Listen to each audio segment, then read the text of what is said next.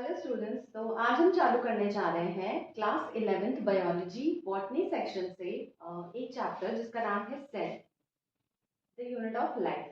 Okay, तो ये जो सेल चैप्टर है, ये chapter both like it is important for botany also, zoology also. क्यों?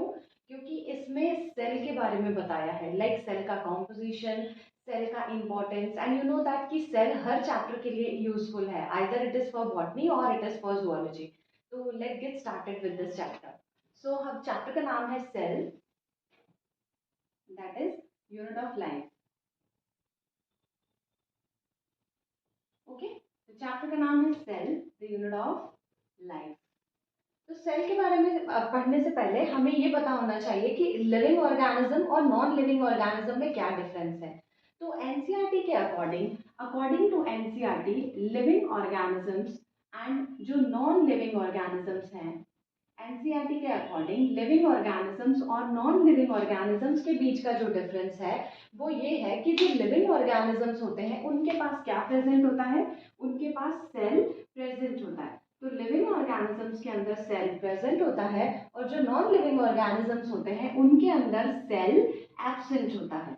तो अगर सेल एब्सेंट है तो हम बोलेंगे कि ये नॉन लिविंग ऑर्गेनिज्म है, और अगर सेल प्रेजेंट है तो हम बोलेंगे कि लिविंग ऑर्गेनिज्म है। ओके, अब हम देखते हैं कि अगर मान लो कोई ऑर्गेनिज्म लिविंग ऑर्गेनिज्म है, कोई चीज लिविंग ऑर्गेनिज्म है, तो उसमें दो चीजें पॉसिबल हो सकती हैं।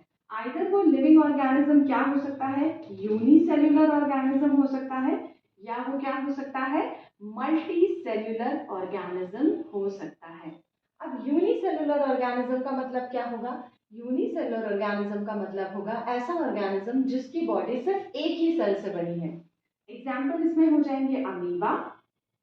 ओके, इसका एग्जाम्पल हो जाएगा अमीबा, इसका एग्जाम्पल हो जाएगा बैक्टीरिया, इसका एग्जाम्पल हो जाएगा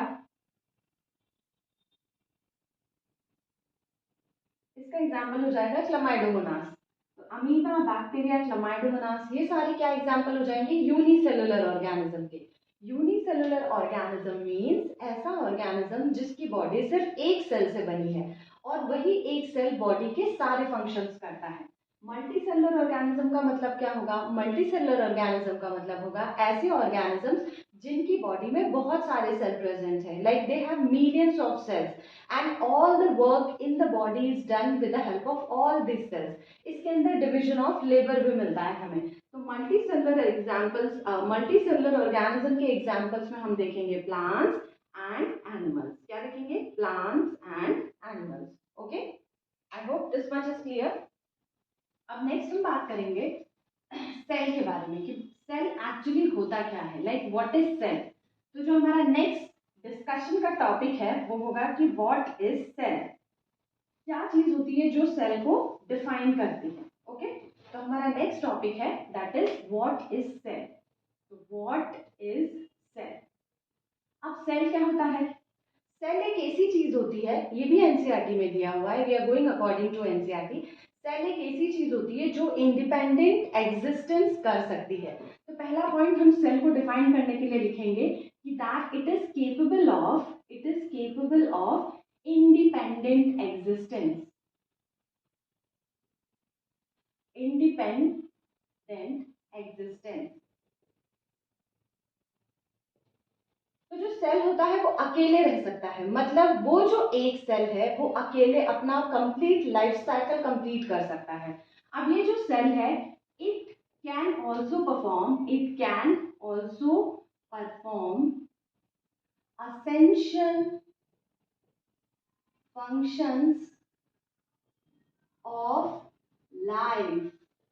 अब ये जो सेल होता है वो क्या कर सकता है? ये जो सेल है ये अकेले एग्जिस्ट कर सकता है और असेंशियल लाइफ फंक्शंस को परफॉर्म कर सकता है। लाइफ फंक्शंस या लाइफ प्रोसेसेस क्या होते हैं? जैसे कि न्यूट्रिशन हो गया, रेस्पिरेशन हो गया, सर्कुलेशन हो गया, एक्सक्रीशन हो गया, डाइजेशन हो गया, रिप्रोडक्शन हो गया। तो ये सारे जो प्रोसेसेस होते हैं वो ये एक सेल एलिजिबल है करने के लिए। तो ये सेल की डेफिनेशन हो गई। तो what is cell? Cell is a entity, या सेल एक ऐसी चीज होती है जो इंडिपेंडेंटली एग्जिस्ट कर सकती है और जितने भी एसेंशियल फंक्शंस होते हैं वो ये कर सकती है। तो this was all about cell. अब जो हम नेक्स्ट अब हमने सेल के बारे में तो पढ़ लिया। अब जो हम नेक्स्ट पढ़ने वाले हैं वो ये पढ़ने वाले